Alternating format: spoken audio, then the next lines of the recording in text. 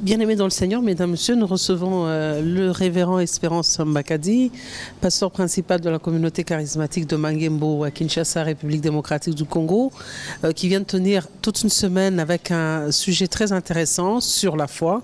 Révérend Espérance Mbakadi, bonjour et dites-nous en quelques mots pourquoi la foi maintenant. La foi maintenant parce que la foi a toujours été le message d'actualité. Le message d'actualité, nous sommes dans une logique claire, nous parlons de l'ordre divin. Dans le cadre de notre thème annuel, et nous avons trouvé que Jésus remarque et constate que la foi est liée à l'ordre.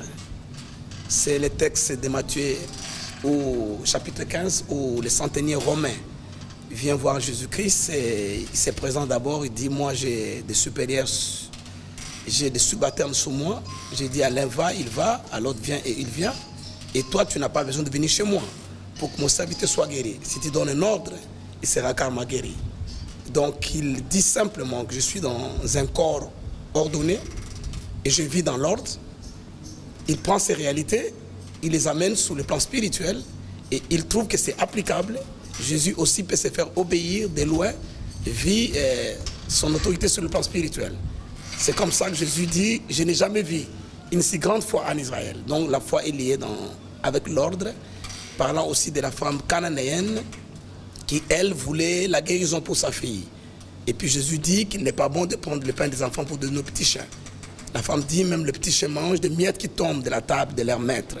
Ils ont leur place sous la table, alors que le maître et ses enfants sont sous la table. Là, il y a encore la notion de l'ordre et finalement nous avons dit que toute la Bible est une histoire de foi.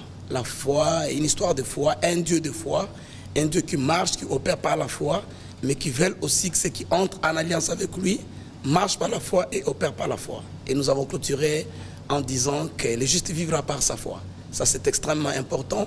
Cette foi, Dieu nous la donne d'abord comme un don, une mesure de foi qu'il donne à tous les enfants de Dieu. Mais chacun de nous a la responsabilité de nourrir, d'exercer et de développer cette foi. C'est là où se fait la différence. Aux uns, il dit, homme de peu de foi. Aux autres, il dira, madame, ta foi est grande. Je n'ai jamais vu une aussi grande foi. C'est en fait autour de ça que nous avons parlé. L'ordre divin et la foi, est-ce que le peuple de Dieu a compris comment il peut concilier les deux? Quand je dis qu'il a compris, ça veut dire que c'est deux notions assez complexes.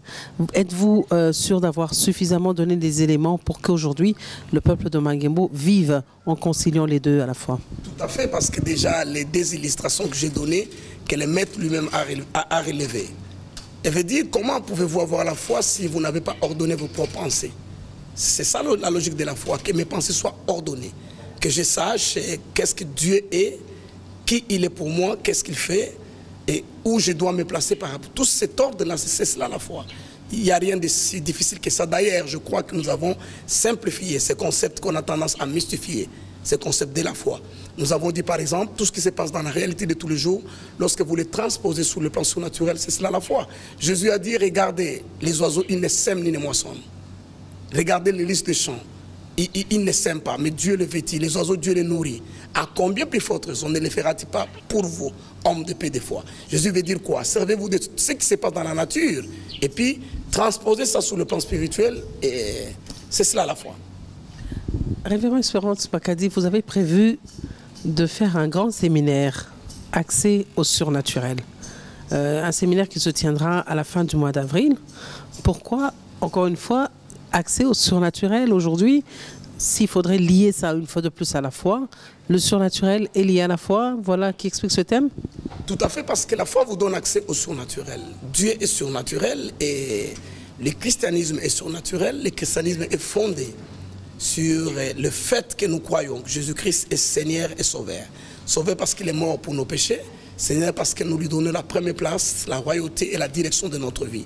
Jésus-Christ est né d'une manière surnaturelle, il est mort d'une manière surnaturelle, il a été ressuscité d'une manière surnaturelle, il a été enlevé aussi d'une manière surnaturelle, le Saint-Esprit est descendu d'une manière surnaturelle, nous naissons de nouveau d'une manière surnaturelle. Donc la vie chrétienne n'est rien d'autre que du surnaturel. Mais je suis vraiment tenté de dire, définissez-nous selon vous le surnaturel. Comment devrons-nous comprendre le surnaturel? Y a-t-il aujourd'hui pas de risque de craindre qu'aujourd'hui le thème ne soit mal compris. Surnaturel, aujourd'hui, ça laisse quand même, c'est un thème qui laisse à désirer. Est-ce que vous ne craignez pas d'être mal compris? Ben, je crois que ça, c'est... les surnaturels, comme vous le dites, c'est fait des démons, sur et puis naturel. Au-dessus de la nature, simplement, il n'y a pas une autre définition à inventer. Au-dessus de la nature. Et ce que nous appelons nature, ce que nous appelons le naturel, n'est pas l'intention première de Dieu pour l'homme. Lorsque Dieu a créé l'homme au jardin d'Éden, il ne l'a pas créé dans l'état où il est. Ce que nous appelons nature ou naturel, c'est au fait la déchéance qui nous a conduits dans cet état. Et Jésus-Christ est revenu en fait de nous placer au-dessus de l'état, si vous voulez que je l'appelle le naturel, l'état où la déchéance nous a conduits. Et Jésus-Christ est venu pour nous placer au-dessus de cet état dans lequel les péchés nous ont conduits. C'est cela le surnaturel. Simplement ça. Pourquoi vous avez décidé d'en parler maintenant? Ce n'était pas un programme prévu pour l'année 2015. Pourquoi ça vient subitement? Qu'est-ce qui vous motive? Ce n'était pas prévu. Tous les autres thèmes, c'est vrai que des grands thèmes de convention, on l'annonce d'avance, mais tous les autres thèmes qu'on exploite à l'église, on ne l'a jamais annoncé, c'était prévu. Vous en faites un séminaire, ce qui n'était pas planifié. Et non, ce n'est pas un séminaire, c'est nos cultes d'ordinaire. Nous avons un culte mardi, on a un culte un vendredi, un dimanche, mais nous voulons ouvrir des portes pour que ce soit des cultes assez spéciaux. C'est juste des cultes à nos jours ordinaires de cultes. Et puis, nous parlons du surnaturel, justement. Vous voyez, la logique est simple. Je parlais de l'ordre du vin d'où nous venons. Je parlais de la foi qui relève de cet ordre du vin. Mais maintenant, la foi devient cette clé qui vous donne accès au surnaturel. C'est cohérent, c'est logique. Merci, Révérend Espérance Makadé.